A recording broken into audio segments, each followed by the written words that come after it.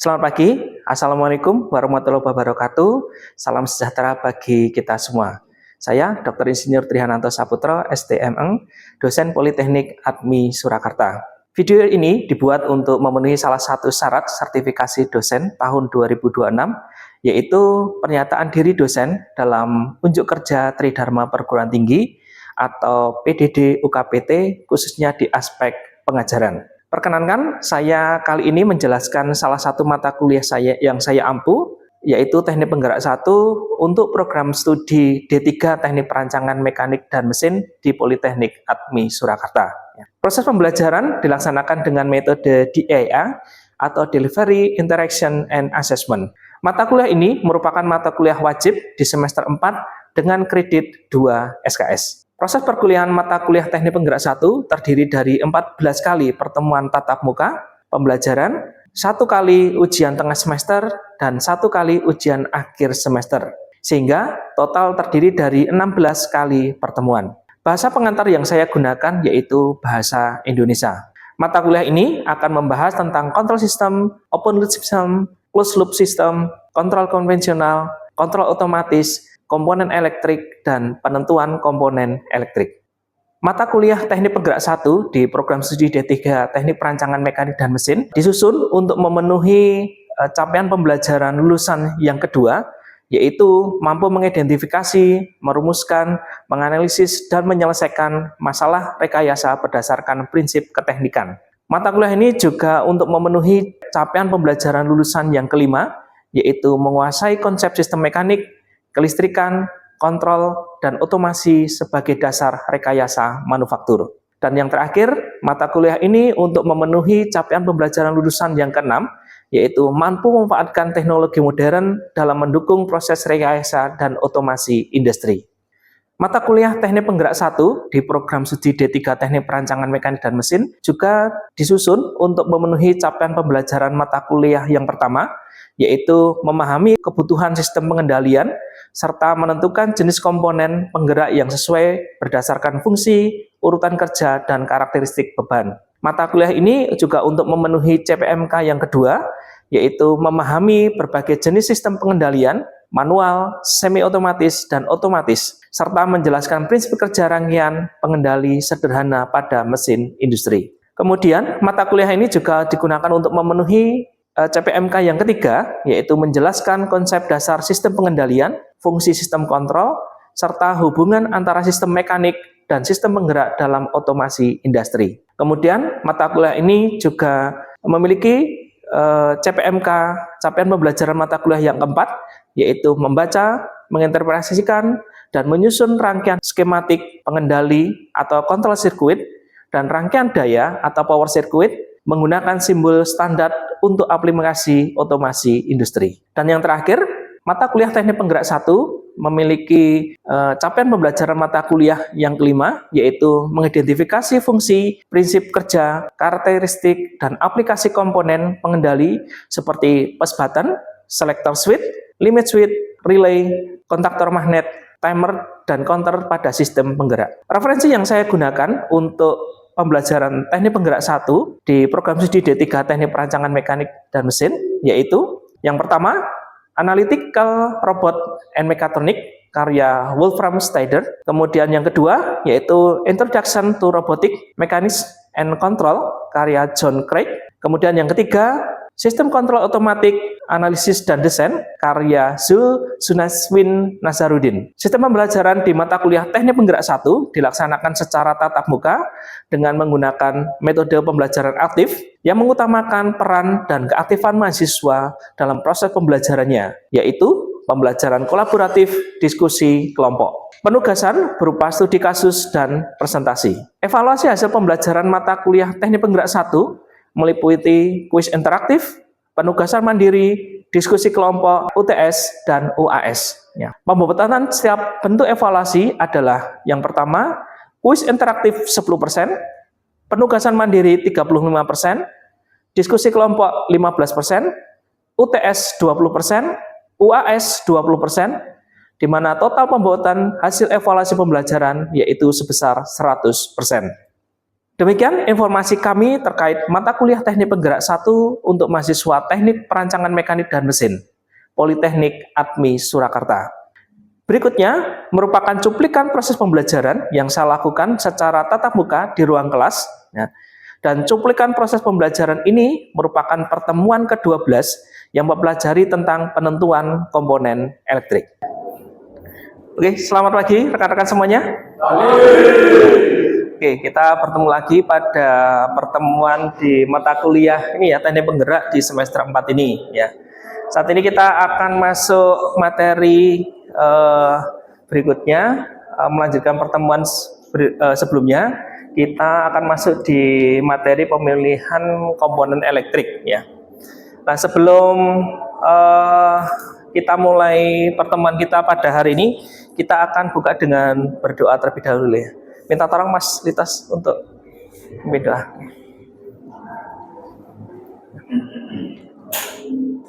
Mari Mas Anto dan Mas kita mulai pertemuan hari ini. Kita berdoa dan bicara Kristen. Tuhan Bapa kami, terima kasih ya Tuhan atas kesempatan pada ini. Dan kami sebentar akan mulai perkuliahan Tuhan dan berdoa nanti dari awal hingga akhir supaya kami bisa menyerahkan Tuhan dan kami bisa melakukan segala dari materi ini supaya kami bisa lakukan di usia dan Tuhan. Dan kami Yesus, terima kasih ya. Oke, terima kasih. Oh ya, terima kasih. Oke, jadi saat ini kita akan masuk di pemilihan komponen elektrik. Jadi materi ini itu ini ya.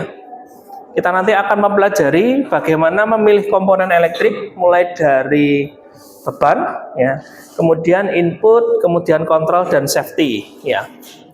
Jadi beban itu contohnya bisa motor, kemudian bisa lampu ya. Jadi kalau Anda dulu di ketika teori di SMA, SMK ataupun SMP itu ada rumus hukum Ohm ya. Hukum Ohm itu V sama dengan I kali R ya. V sama dengan I kali R. Nah, R itu kan hambatan ya. Nah, kalau di dalam sistem R itu juga bisa berlaku sebagai beban ini, Mas. Ya. Sebagai beban. Jadi lampu ini ya, contoh yang di ruang kelas ini termasuk beban juga ya. Kemudian motor listrik ya di mesin itu juga sebagai beban ya. Kemudian input, input itu sebagai salah satu contoh pengendali ya, ada switch, tombol, kemudian input yang lain itu ada sensor ya sensor.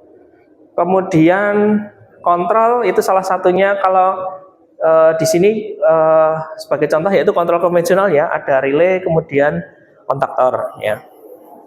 Nah, kemudian tidak lupa yang paling penting juga di dalam sistem itu harus ada rangkaian safety ya, yaitu MCB ya. Jadi kalau Anda lihat atau ingat di rumah ya, di rumah itu berarti yang dikendalikan itu kan ada ini ya, lampu, kemudian pompa air, kemudian kulkas, ini ya Magicom ya. Kemudian safety-nya ini ada MCB ya pasti ya di panel box listrik itu ya, itu ada MCB.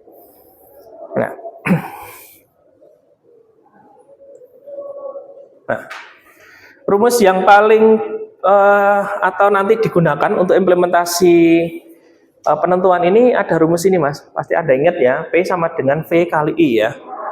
P itu daya, satuannya watt ya, kemudian tegangan itu volt, kemudian I itu sama dengan arus atau ampere ya, seperti itu.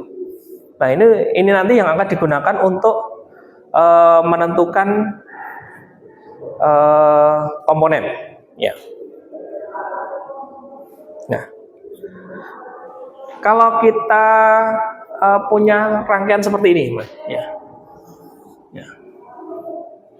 Misalkan ini ada motor listrik ya, M1 ya. Misalkan ini ada contohnya motor pompa ya.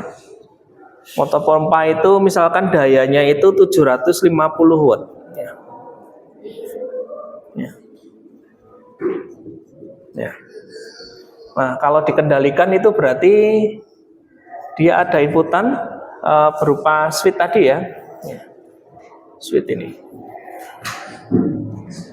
Ya, ini yang sederhana ya. Berarti kalau ini motor pompa berarti kan AC ya. Ya, AC berarti di sini 220 volt AC. Berarti ini line, ini netral ya. Nah, motor listrik itu bisa, motor pompa itu bisa ditentukan berdasarkan debitnya ya, karena pompa itu kan mengeluarkan air ya. Biasanya ini ditentukan dari debitnya ya. Biasanya itu liter per menit.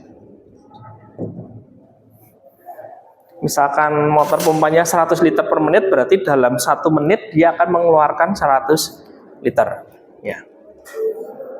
Nah, kemudian kalau Anda lihat ini itu ada switch ya, kemudian dihubungkan ke listrik ya. Jadi kalau switchnya ini aktif berarti kan motornya aktif ya. Nah, kemudian yang harus hati-hati, switchnya ini menentukannya bagaimana ya.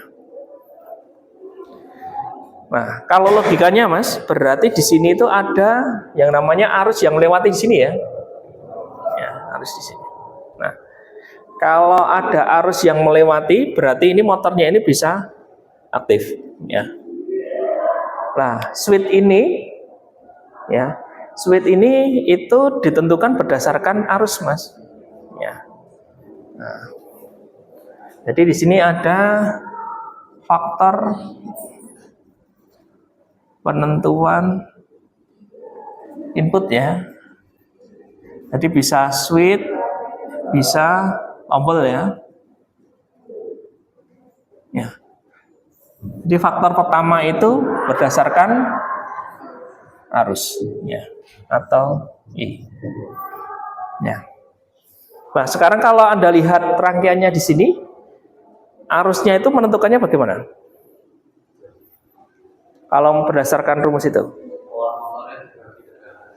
Nah, powernya motornya dibagi tegangan ya. Berarti kalau di sini kasusnya motornya P motor itu ada 750 watt, berarti I motor itu berarti 750 dibagi 220 ya. Kalau yang bawa kalkulator atau HP, kira-kira berarti ketemunya berapa? 3,4 ampere ya. Ya, oke. 3,4 ampere ya. Nih. Nah, berarti arus yang melewati motor ini sebesar 3,4 ya. Berarti switch ini ya, itu akan kelewatan yaitu 3,4 ampere ya. Nah, lalu apakah kita harus memilih motor harus memilih switch yang kuat sampai 3,4 ya. Ya. Nah, biasanya itu ada angka toleransi keamanannya Mas ya. Nah, jadi langkah yang kedua itu menentukan arus I beban ya, I beban. Kemudian yang kedua I beban dikalikan angka keamanan Mas. Ya.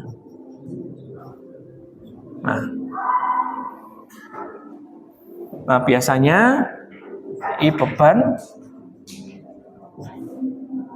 dikalikan 1,5. Berarti ketemunya 3,4 kali 1,5.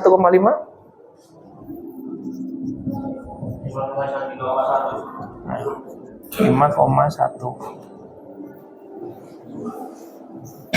Nah, ini. Berarti kita memilih tombol yang kuat untuk menahan 5,1 ampere ya. Nah, sekarang kita lihat di katalognya ya.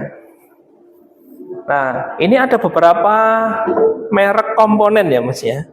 Nah, tapi yang kita gunakan yaitu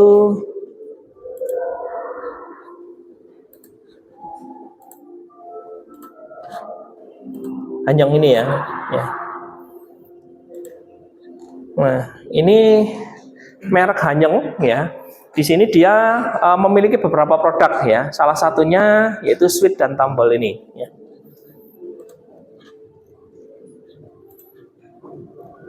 Ya.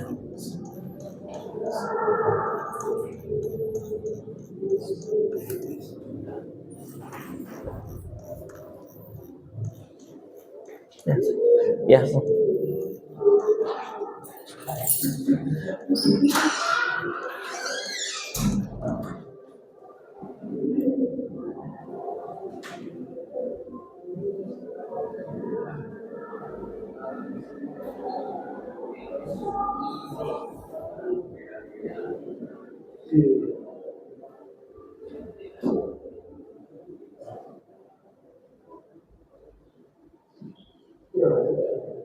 Ya, nih. Ya. Di Hanyong ada beberapa seri ini, Mas. Ya. Ini ya, ada IRF strip A gitu ya. Kemudian ada ini yang switch-nya yang ini ya, IRS ini ya. Kemudian ada tombol ini ya, KRE strip A ini ya. Nah, kemudian perlu Anda lihat ini, Mas, ya. Ya.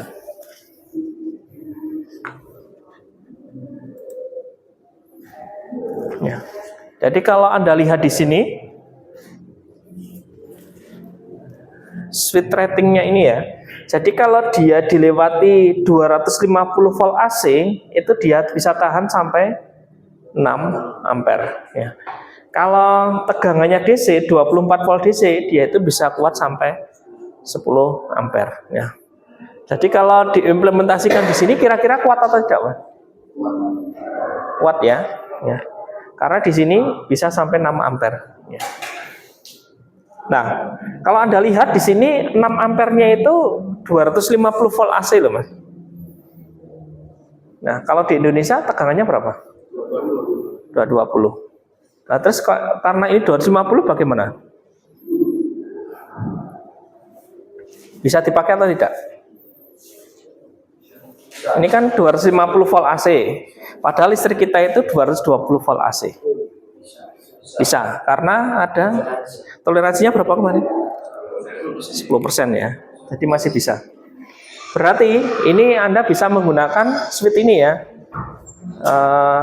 Karena ini emergency ya. Berarti kalau switch ya.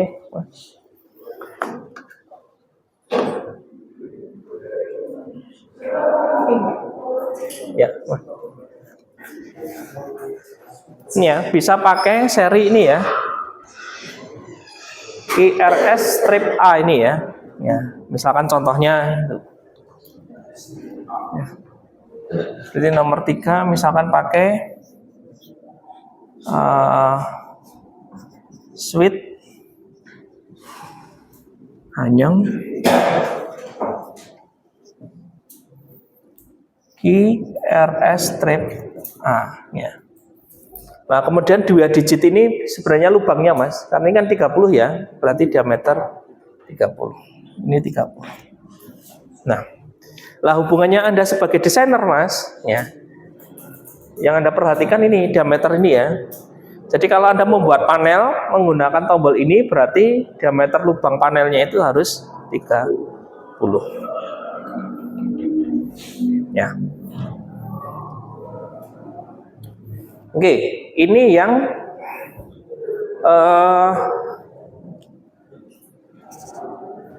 untuk penentuannya ya. Nah, jadi tadi ada arus, kemudian ada bebannya yang dilalui ya. Kemudian yang ketiga, yang paling penting, switch dan tombol itu faktor lain apa? Nah, selain kabel, kalau Anda lihat ketika praktek itu, ketika Anda menekan tombol atau ketika Anda praktek di tingkat 1 atau di BBS itu ya, itu ketika Anda menekan tombol itu warnanya sama atau berbeda? Beda ya. Nah, faktor yang lain itu warna, Mas. Ya, warna. Ya. Nah, ada tombol itu yang menggunakan lampu ya. Jadi kalau Anda tekan itu lampunya nyala ya. Tapi ada tombol itu yang tidak ada warnanya ya. Tapi dia sudah ada tidak ada lampunya ya. Jadi dia hanya berdasarkan warna di tombolnya ya. Nah, sekarang standarnya ya, kalau kita basisnya di Eropa ya, warna itu ada apa saja? Warna tombol? Hijau ya. Merah ya. Hijau, merah, kemudian kuning ya. Kuning terus hitam ya. Biru ya. Ada lagi? Nah, hijau itu biasanya digunakan untuk apa? On. Bisa on. Terus start ya. Start ya. Ada lagi?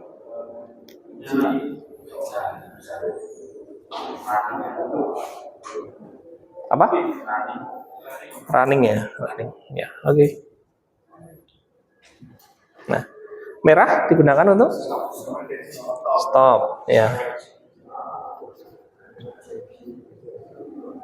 Tapi kebanyakan itu emergency, Mas ya. Emergency.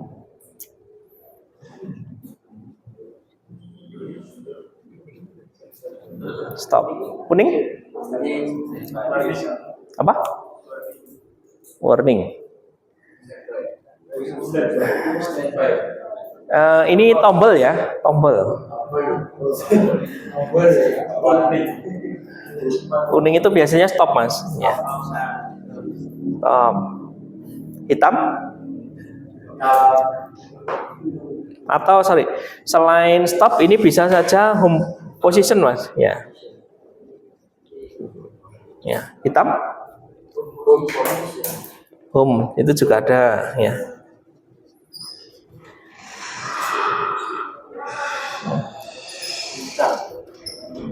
Ya.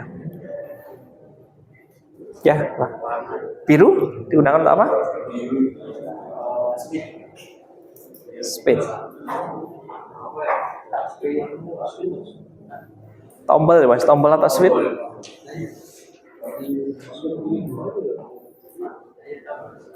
Ini ya, home position juga ada ya. Ya. Nah, ini standar kalau di Eropa seperti ini, Mas. Kalau Anda beli mesin yang Eropa, biasanya indikatornya tombol atau switch-nya menggunakan ini. Nah, tapi sekarang hati-hati, Mas. Ya, karena kalau Anda bekerja di Indonesia, investornya itu kan tidak hanya dari Eropa saja ya. Ada dari Chinese-nya. Ya, kalau dari Chinese itu berbeda ya. Jadi ini bulan ini, jadi sekitar bulan Maret ya, saya ke Morowali ya, Mas ya. Itu merah itu bukan emergency atau stop, Mas. Tapi apa? Tapi run, Mas. Start, Mas. Startnya itu merah, Mas. Ya. Karena apa? Karena kalau budaya di Chinese, keberuntungan itu apa? Merah. Ya. Itu real terjadi, Mas. Ya. Ya. Jadi hati-hati nanti ya. Tuh. Nah, ini cara penentuan input switch tombol seperti ini ya. Jadi kata kunci pertama yaitu berdasarkan arus, kemudian yang kedua itu harus dihitung arus yang dia lewati itu berapa, kemudian dikalikan 1,5 ini ya. 6,8 ini berarti 10,2 ya. Nah, 10,2 ampere. Nah, padahal yang di sini tadi ketemunya adanya 6,6 ampere ya. Berarti kalau ini sampai 10 ampere kan nggak kuat ya. Ya. Pilihannya apa, Mas? Ya, pilihannya berarti tombolnya ini Anda ganti yang bisa menahan sampai 10 ampere. Ya. Nah, tetapi kalau Anda cari ya Mas ya, tombol-tombol seperti ini itu maksimal memang 5 sampai 6 ampere Mas ya. Nah, kalau yang tinggi itu dia itu sifatnya main power Mas. Nah, seperti ini ya. Contoh seperti ini itu misalkan 5, ini kan 5 ampere ya. Ya.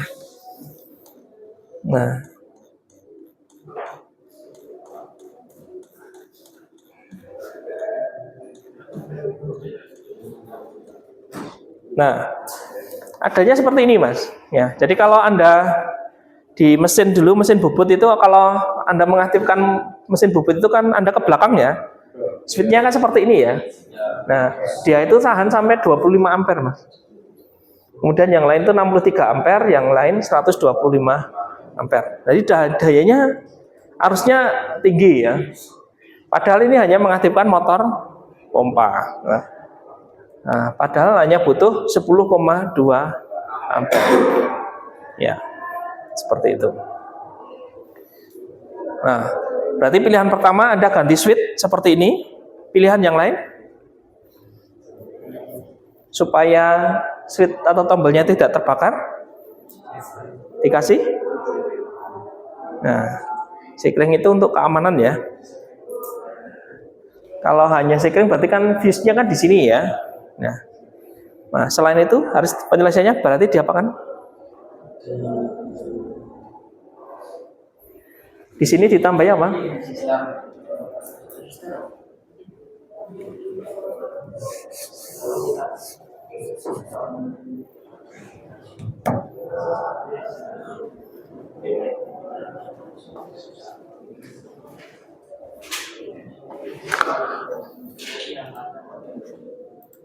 Ya, ini Mas dikasih ini ya, relay atau kontaktor ini. Ya. Oke.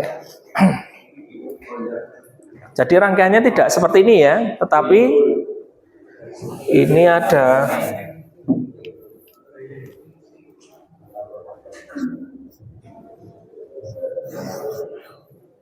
R1 ya. Kemudian R1-nya mengaktifkan M1 tadi.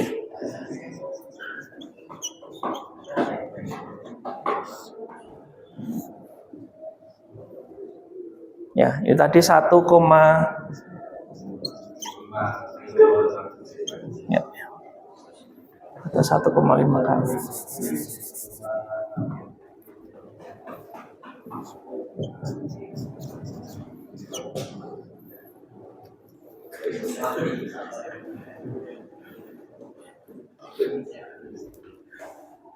Oke, 1,5 kW ya. Nah, untuk motor pompa 1,5 kW berarti dikasih relay, kemudian kontaknya relay baru mengaktifkan motor ya.